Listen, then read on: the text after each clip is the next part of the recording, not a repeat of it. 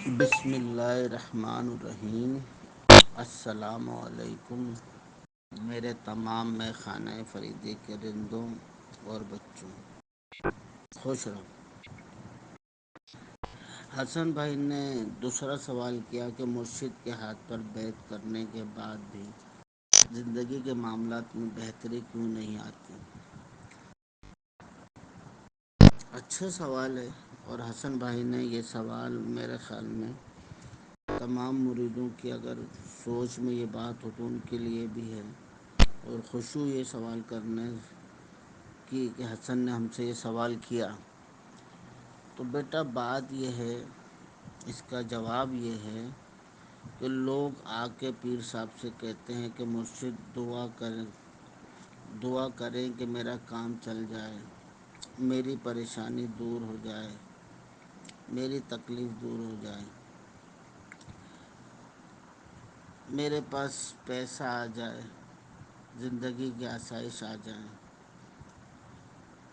تو اللہ کے بندے کے پاس آ کر اس چیز کی خواہش کرنا جو اللہ نے کافروں کو بھی دی ہے، اپنے پیر کے پاس آ کے وہ چیز مانگنا جو اللہ نے کافروں کو بھی دی ہے، بغیر مانگے۔ بیعت کرنے کے بعد اس کا سوال نہیں کیا جاتا جو چیز کافر کے پاس ہو، جس کو کافر بھی استعمال کر رہا ہو، بلکہ اپنے مرشد سے اس چیز کا سوال کیا جاتا ہے جو اللہ نے کافر کو نہ دی ہو، جو صرف اللہ اپنے پیاروں کو دیتا ہے۔ اللہ نے تم کو بیعت کی توفیق کیوں دی؟ اس بات کو سمجھنا ہے کہ بغیر بیعت کی بھی دنیا چل رہی تھی، اور ایسے بھی لوگ ہیں، مسلمان ہیں، جو بیعت نہیں کرتے، دنیا کے معاملات ان کے چل رہے ہیں، کھا رہے ہیں، پی رہے ہیں، پہن رہے ہیں، اڑ رہے ہیں، سب کچھ کر رہے ہیں۔ لیکن اللہ جس سے بیعت کی توفیق دیتا ہے صرف اور صرف اپنے قرب کو حاصل کرنے کے لیے۔ اللہ جسے بیعت کی توفیق دیتا ہے محبت الہی کے لیے، قرب الہی کے لیے، نبی پاک صلی اللہ علیہ وسلم کی محبت کے لیے، نبی پاک صلی اللہ علیہ وسلم کی شفاعت کے لیے آپ کو بیعت کی توفیق دیتا ہے۔ اللہ اپنی قبر کو روشن کرنے کے لیے، محشر کے میدان میں رسوائی سے بچنے کے لیے اللہ آپ کو بیعت کی توفیق دیتا ہے، آب کوثر کا جام پینے کے لیے، کالی کملی والے کے سائے کے لیے، دوزخ کی آگ سے بچنے اور جنت میں نبی پاک اور اللہ کا دیدار کرنے کے لیے اللہ تعالیٰ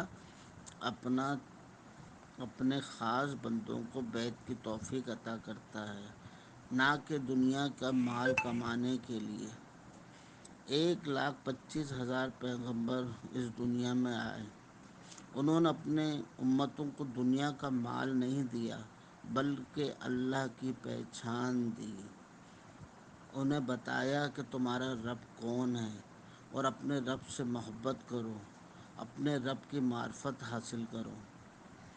آج آپ کو اللہ نے کس کام کے لیے منتخب کیا، اس بات کو سمجھنا ہی کمال ہے، اور اس بات کو سمجھنا ہی بیعت ہے۔ وہ کام جو اللہ نے اپنے نبیوں سے لیا، اور آج اللہ تعالیٰ نے نبیوں کے کام جو نبیوں سے لیے آپ کو اس کام کے لیے منتخب کیا۔ جو کام اللہ نے نبی پاک صلی اللہ علیہ وسلم سے لیا، اور آپ صلی اللہ علیہ وسلم فرماتے ہیں کہ آج کے بعد میرا کام میرے امتی کریں گے، تو بیٹا اللہ اور اللہ کے رسول صلی اللہ علیہ وسلم نے بیعت کروا کے آپ کو اپنے مرشد کا مرید بنا کر آپ کو اس کام کے لیے منتخب کیا جو نبیوں کا کام تھا، جو میرے نبی پاک صلی اللہ علیہ وسلم کا کام تھا۔ غوث اعظم دستگیر نے کتنے لوگوں کو مسلمان کر دیا، خواجہ غریب نواز نے کئی لوگوں کو دین کا جام پلا دیا، بابا فرید نے کئی لوگوں کو کلمہ حق پڑھوا دیا۔ تو حقیقت مرید اسی کو کہتے ہیں، اور مرید اسی لیے ہوتے ہیں کہ ہمیں قرب الہی کی دولت نصیب ہو جائے، معرفت اولیاء اللہ کے صدقے میں ہم وہ کام کریں جو نبی پاک صلی اللہ علیہ وسلم نے ہمارے ذمے لگایا۔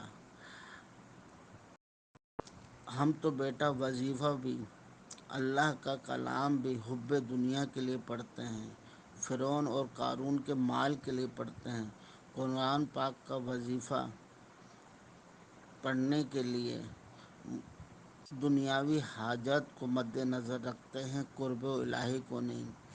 یہ مریدی دنیا تو اللہ نے بنائی ہمارے لیے ہے، اور اس میں تمام نعمتیں، رحمتیں، اسباب اللہ نے ہمارے لیے رکھے ہیں۔ اللہ کو اس دنیا سے کوئی غرض نہیں، یہ تو اللہ ہمیں بن مانگے دے دے گا۔ جب ہمارے دل میں اللہ کی محبت، نبی پاک صلی اللہ علیہ وسلم کا عشق جاگ جائے گا تو دنیا کی طلب کی ضرورت ہی نہیں رہے گی، ہمیں تو بن مانگے ہماری حاجت پوری کر دی جائیں گی، بن مانگے ہماری خواہش پوری کی جائیں گی، خلقت ہم سے محبت کرے گی، خلقت ہمارے معاملات میں آسانی کرے گی۔ ہمیں تو اللہ نے اپنے کام کے لیے منتخب کیا۔ اللہ تبارک و تعالیٰ فرماتے ہیں کہ جو میرے کام میں لگ جاتا ہے میں اس کے کام میں لگ جاتا ہوں۔ جب اللہ ہمارے کام کرے گا تو ہمیں کس چیز کی حاجت، کس چیز کی طمع، کس چیز کی منت۔ اللہ تعالیٰ فرماتے کہ اے میرے بندے تو مجھے دیکھ میں تجھے دیکھوں، اور بیعت کا مقصد ہی یہی ہے۔ جب ہم بیعت کر لیتے ہیں، جب ہم مرید ہو جاتے ہیں تو ہم مرشد کو نہیں اپنے رب کو دیکھتے ہیں، مرشد میں اپنے رب کے تجلیات دیکھتے ہیں، مرشد میں اپنے رب کا ظہور دیکھتے ہیں، اور مرشد کی معرفت سے اللہ کی معرفت حاصل کرنا چاہتے ہیں، اپنے قلب کو روشن کرنا چاہتے ہیں۔ جب قلب روشن ہو جاتا ہے، ہمارے دل سے نفس کی طمع ختم ہو جاتی ہے، تو میرے بیٹا پھر دنیا ہمارے لیے آسان ہو جاتی ہے۔ ایک حدیث ہے کہ حضور صلی اللہ علیہ وسلم فرماتے ہیں کہ ایک دفعہ آپ صلی اللہ علیہ وسلم جابر بن عبداللہ رضی اللہ تعالیٰ عنہ کے گھر سے نکلے تو وہ ایک بکری کا بچہ مرا پڑا تھا، تو حضور اکرم صلی اللہ علیہ وسلم وہاں رک گئے اور اپنے ساتھیوں سے فرمایا بتاؤ اس مرے ہوئے بکری کے بچے کی کیا قدر ہے اس کے مالک کے نظر میں، یعنی جو بکری کا بچہ مرا ہوا ہے اس کا اس کے مالک کی نظر میں، جو اس کا مالک ہے اس کی نظر میں اس کی کیا قدر ہے۔ تو عرض کیا یا رسول اللہ صلی اللہ علیہ وسلم اس کی قدر اگر ہوتی تو بیچارہ اس طرح بے یار و مددگار روڑی کے ڈھیر پہ پڑا ہوا نہ ہوتا۔ تو آپ صلی اللہ علیہ وسلم نے فرمایا اگر اللہ کی نظر میں دنیا کے مال کی اتنی بھی قیمت ہوتی، فرمایا یہ تو پھر بکری کا بچہ ہے، نہ اگر اللہ کی نظر میں دنیا کی مال کی قدر اور قیمت مچھر کے پر کے برابر بھی ہوتی تو خدا کبھی کافر کو ایک گھونٹ پانی کا بھی نہیں دیتا۔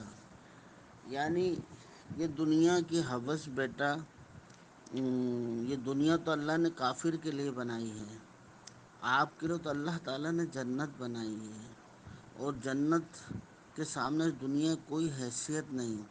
ہم تو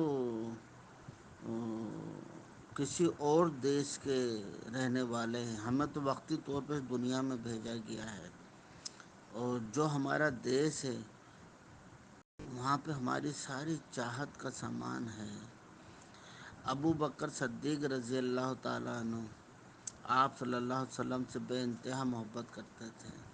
اس دنیا میں سب سے بڑا پیر میرے نبی پاک صلی اللہ علیہ وسلم اور مریدوں میں سب سے بڑا مقام ابو بکر صدیق کا ہے۔ اور ابو بکر صدیق کا یہ حال تھا کہ آپ کے پاس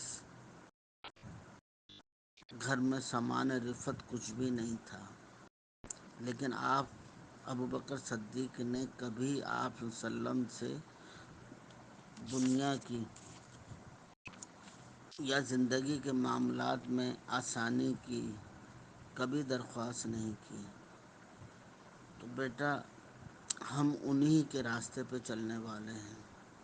اگر اللہ دے تو یہ کمال ہے۔ اور جب اللہ تعالیٰ نے ابو بکر صدیق رضی اللہ تعالیٰ عنہ کو دیا تو آپ نے اسی کو اللہ کی راہ میں خرچ کر دیا۔ تو کیا ابو بکر صدیق نبی پاک سے ناراض ہو جاتے کہ میں آپ سے اتنی محبت کرتا ہوں، میرے گھر میں اتنی پریشانی؟ حضرت علی کرم اللہ وجہ رضی اللہ تعالیٰ عنہ کا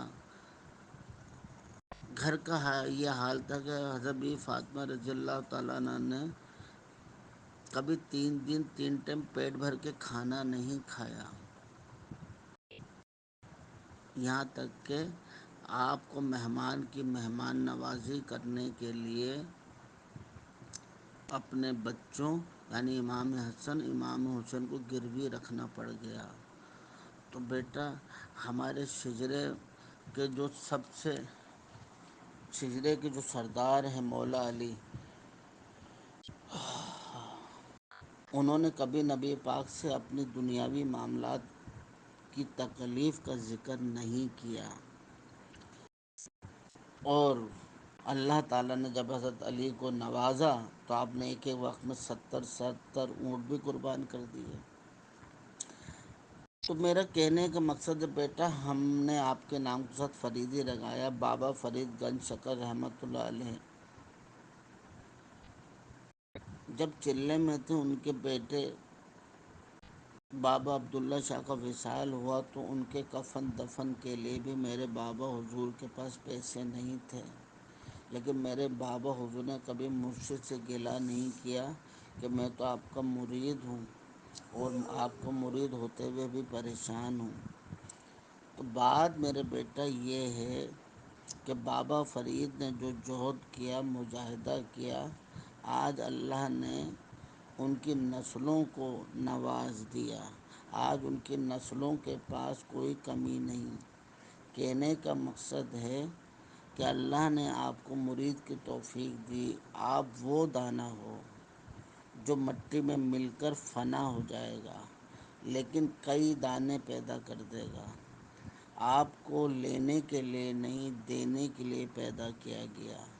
دینے کے لیے بیت کی توفیق عطا کی گئی۔ ایک دانہ تو مٹی میں مل جاتا ہے، لیکن کئی دانے پیدا کر جاتا ہے۔ تو میرے بیٹا، ایک بندہ قربانی دیتا ہے اور اس کی نسلیں کھاتی ہیں۔ تو بابا فرید نے قربانی دی، آج 700 سال ہو گئے، ان کی نسلوں کے پاس کوئی کمی نہیں۔ آپ کے پاس اگر پریشانی ہے تو آپ کی اولاد کے پاس، آپ کے بیوی بچوں کے پاس، انشاءاللہ آپ کے والدین کے پاس کبھی پریشانی نہیں ہوگی۔ صدق کے ساتھ، اخلاص کے ساتھ، تقوی کے ساتھ اس راستے میں سفر کرو اور دنیاوی تکلیف کا گلہ نہیں کرو۔ یہ شیطان لوگ ہوتے ہیں جو ہمیں کہتے ہیں کہ تم مرید بھی ہو گئے تو تم پریشان ہو۔ بات یہ ہے کہ ہم مرید دنیاوی پریشانی کو حل کرنے کے لیے نہیں، ہم تو مرید اللہ کی رضا کو حاصل کرنے کے لیے ہوئے ہیں۔ ہم تو مرید اپنی قبر کو روشن کرنے کے لیے ہوئے ہیں۔ ہم تو مرید، بابا فرید فرماتے ہیں جو مرید ہوگا میرا، جب تک میں اس جنت میں نہیں جاؤں گا، جب تک میرا ایک ایک مرید جنت میں نہیں جائے گا، تو یہ کیا سودا مہنگا ہے؟ بیٹا، اس بیت کی وجہ سے ہمیں بابا فرید کی صحبت ملی، ان کی نسبت ملی اور ہماری قبر روشن ہو گئی، ہمیں جنت کی بشارت مل گئی۔ تو میرے بیٹا، اس بیت پہ کبھی غم نہیں کرنا، ہمیشہ ناز کرنا، ہمیشہ فخر کرنا اور لوگوں کو بڑی شان سے کہنا کہ اللہ کا کرم ہے کہ اللہ تعالیٰ نے مجھے بیعت کی توفیق عطا کی، اللہ کا کرم ہے کہ اللہ تعالیٰ نے مجھے مرشد عطا کیا، اور اللہ تعالیٰ میرے مرشد کی محبت کو جب تک میں اس دنیا میں زندہ ہوں قائم رکھے، اور مرنے کے بعد بھی اللہ تعالیٰ مجھے میرے مرشد کی صحبت عطا کرے۔ میرے بیٹا، انشاءاللہ جب تم لوگوں کو یہ بات بتاؤ گے تو لوگوں کے منہ بند ہو جائیں گے کہ ہم بیت دنیا کمانے کے لیے نہیں، آخرت سنوارنے کے لیے ہوئے ہیں، کیونکہ ایک دن ہمیں مرنا بھی ہے۔ ہم اس دنیا میں آئے ہیں جانے کے لیے، باقی اللہ تعالیٰ کا فضل ہے ہم پر، اور انشاءاللہ جو بیعت کرتا ہے، جو صحبت اختیار کرتا ہے، پریشانی اس کی طرف آ نہیں سکتی۔ آزمائش ضرور آتی ہیں لیکن نکل جاتی ہیں، ختم ہو جاتی ہیں، اور آزمائش سے کبھی نہیں گھبرانا، یہ تو اللہ کے انعام ہے۔ اللہ تعالیٰ کہتا ہے جس سے میں محبت کرتا ہوں اسے ہی آزمائش میں ڈالتا ہوں۔ اللہ تعالیٰ کا بیٹا یہ ہم پر بڑا کرم ہے کہ اللہ تعالیٰ نے ہمیں بیعت کی توفیق دی۔ تو حقیقت یہی ہے، اس کو سمجھنا اور سمجھانے کی ضرورت ہے۔